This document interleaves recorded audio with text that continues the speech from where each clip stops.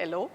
We are here to look at one in a series of media effects theories, and this one is called social learning theory. Before we plunge into it, let me propose a couple of scenarios to you. Have you ever found yourself watching an advertisement on TV, let's say a talcum powder ad, and the young woman splashes some talc on herself and she gets a burst of confidence. She attends a job interview, she aces the interview, she gets the job.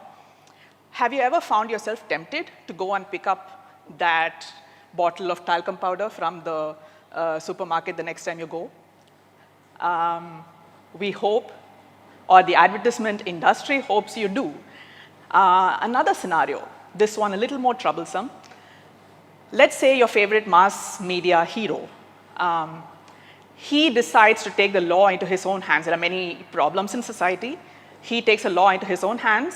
He takes on the bad guys all by himself, and he routs them, and without waiting for the police or the court system. Of course, society is rid of that particular problem. But is this a good trend for society? And do you think a young person watching this would be tempted to take the same kind of action? You may not, because you have this mediating influence of education, but maybe there's someone else out there, a young person who's very impressionable, who might be tempted to do this. So this is the basic foundation of the social learning theory as propounded by Albert Bandura. So Albert Bandura proposed his theory as a departure from what was previously thought to be the process of learning. Previously, behavioral conditioning was thought to be the major way in which learning happened, which meant you underwent certain learnings through a system of rewards and punishments, and therefore you learned good behavior, bad behavior, beneficial behavior. But he said maybe just observing behavior and observing a pattern of rewards and punishments was enough for you to learn a certain pattern of behavior, right? So this particular experiment is famously known as the Bobo doll experiment, and that's the Bobo doll. It's basically an inflatable doll with a round bottom, so if you punched it, it would pop right back. So what he did was he exposed a group of children to a certain experiment. He made an adult punch a Bobo doll, repeatedly punching, kicking, really wailing into the Bobo doll. And then he observed the effect on the children. He saw that that group of children who were subject or who observed this behavior by the adult were more likely to repeat this kind of aggressive behavior. And the control group of children who did not observe this aggressive behavior played more gently with the Bobo doll. So he concluded that maybe there was something in observational learning beyond mere behavioralism. So this was his major finding. And other things that he found were that if the model that the children observed was of the same sex as the child, then the child was more likely to repeat or imitate that kind of behavior. So this was another major finding. So you can see a few actual pictures from Bandura's experiment, the adult modeling the behavior, and the children really wailing into the Bobo doll with a hammer and their fists and so on. So this was the previously existing model of learning, rewards, where we learn good behavior if we get rewarded, and we learn not to repeat negative behavior if we are punished. And that's, of course, the classical conditioning theory, where this was, of course, done by the researcher Pavlov, and that's where we get the expression Pavlov's dogs.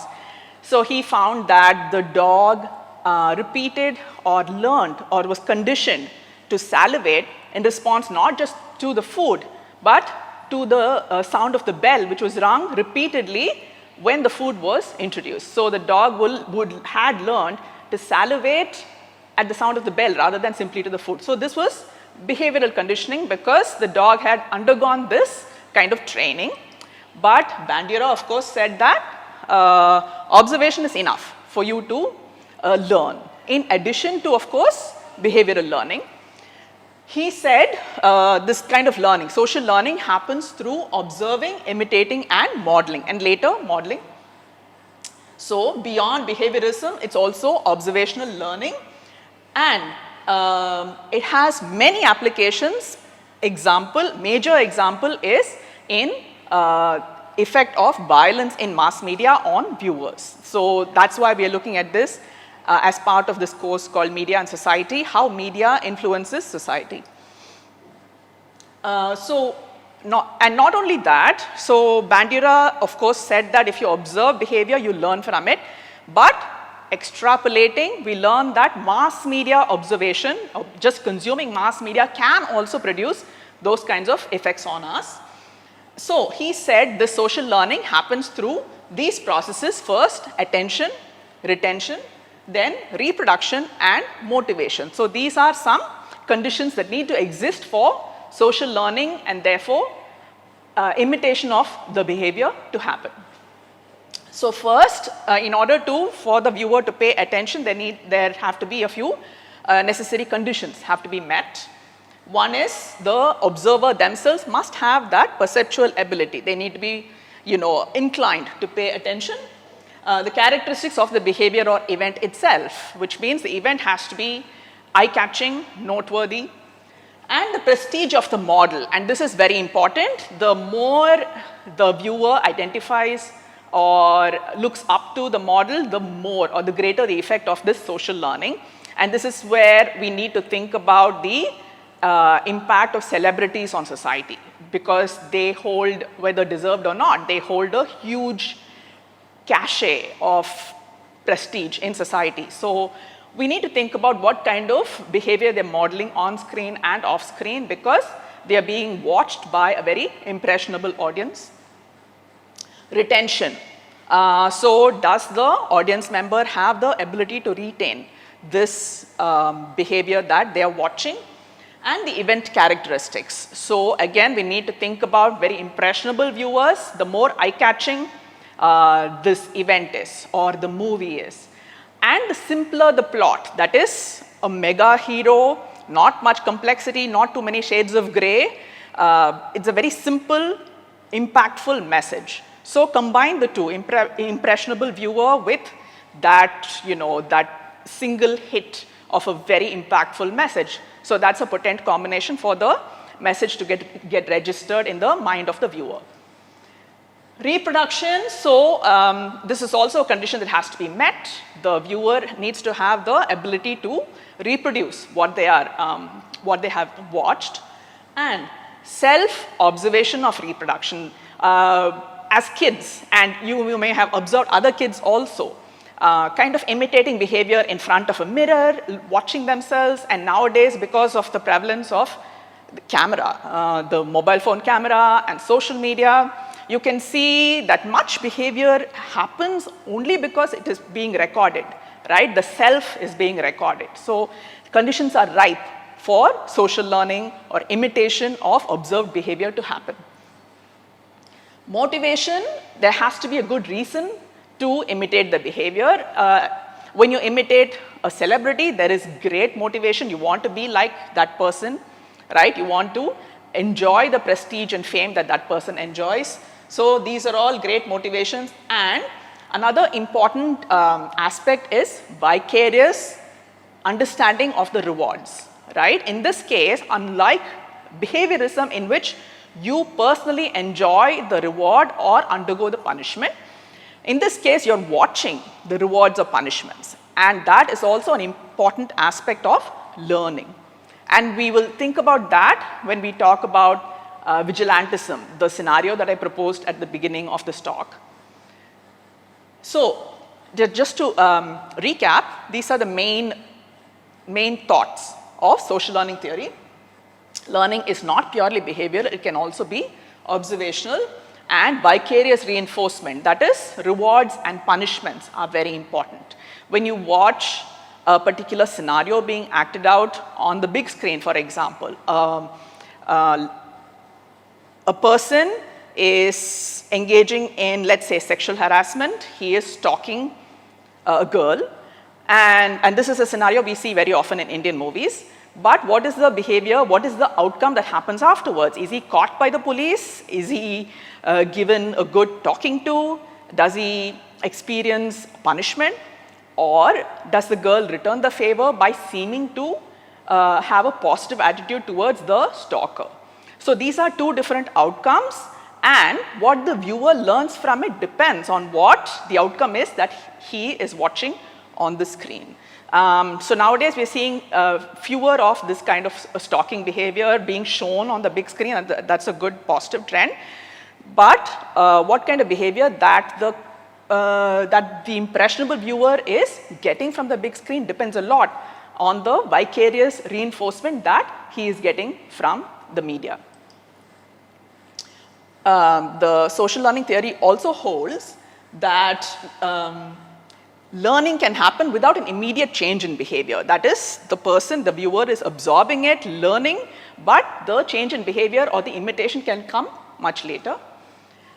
And there is also a tenet called reciprocal determinism. That is, the behavior is not just one way.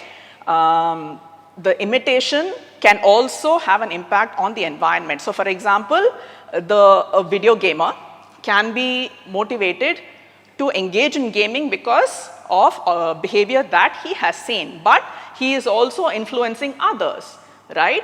And when there is group gaming, gamers play multiplayer games. So when he has influenced his peers and they join the game, then he is all the more enthused and encouraged to keep on playing games, and this can be detrimental maybe in the case of violent video games. So this is something that we have to remember.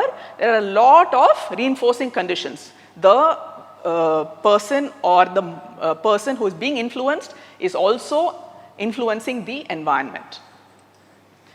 So we discussed one major application, which is in the study of media violence. We need to talk about mass killings, which happen a lot in some countries where there is less gun control. And there has been talk that violent video games can have an impact on such perpetrators of violence. The jury is still out on this. There is no conclusive evidence of whether violent video games can influence violent behavior. But there is a lot of research that's going on there. You may have some thoughts on it from your own observations, so please feel free to drop your thoughts on the comments. But there are children's cartoons which are excessively violent. For example, we know of cartoon mice and cartoon cats, which are funny because they are going at each other all the time. But the kind of scenarios that are shown, can they leave the wrong impression on the minds of very young, impressionable viewers? And we know that some superhero series on TV has resulted in young children trying to imitate superhero behavior like jumping off buildings, which can have very harmful effects. So these are some things that we need to keep in mind. But it can also have this learning from this theory can also be applied in a very positive way, particularly in development communication. So in some countries where the government is trying to tackle certain problems, this can be used in a good way, such as in telenovelas, which have been used to very good effect in South America. So basically in such television series, there's a formula. There are 3 characters. One of them will have a positive attitude towards whatever message the government is trying to put out. The second character will have a negative attitude. And this character probably comes to a bad end. And there are some other characters who are at various stages of uncertainty. They are undecided. And at various points of the telenovela, these characters will get converted positively towards whatever message that the series is trying to put out. So this is a way in which the observers, if they are undecided, may look at the ways in which the doubts are resolved in the minds of those characters and they may be moved towards a positive attitude towards the message. So this is one way in which social learning theory can be applied in mass media for positive development communication. It has a lot of effect, for example, in criminology. So Proponents of capital punishment say that capital punishment is useful in society because it acts as a deterrent.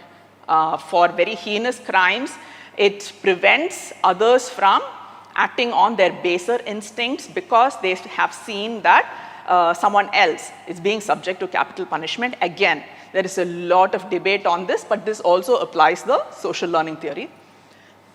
In development psychology, what is appropriate children's programming? What kind of ratings have to be put on children's programming to make it safe to watch for young children? This is another application. In management, what is the HR department doing?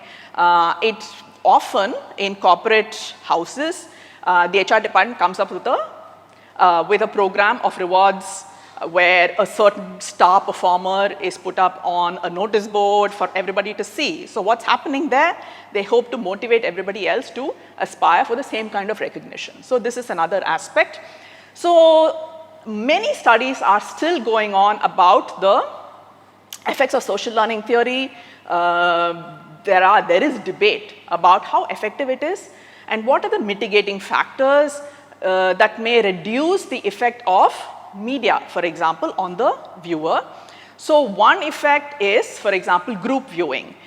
In the case of cultivation theory as well as social learning theory, if viewing or the consumption of mass media is happening in a group, others might influence this viewer one, their attitude towards what they're watching, right? So if they're watching a cartoon mouse and a cartoon cat hitting each other, punching each other, then a parent watching with a child may say, oh, that's just cartoon, you understand, right? That's really not acceptable behavior. So they're right there acting as a mitigating influence on this. So that is another aspect that we need to think about, but in this era of lone media consumption, so consuming media by oneself, on one's phone, and there is no more group viewing, we need to think about whether this can be a concern when we think about social learning. I hope that's some food for thought. Please share your own thoughts on this, your personal experiences on this. Thank you.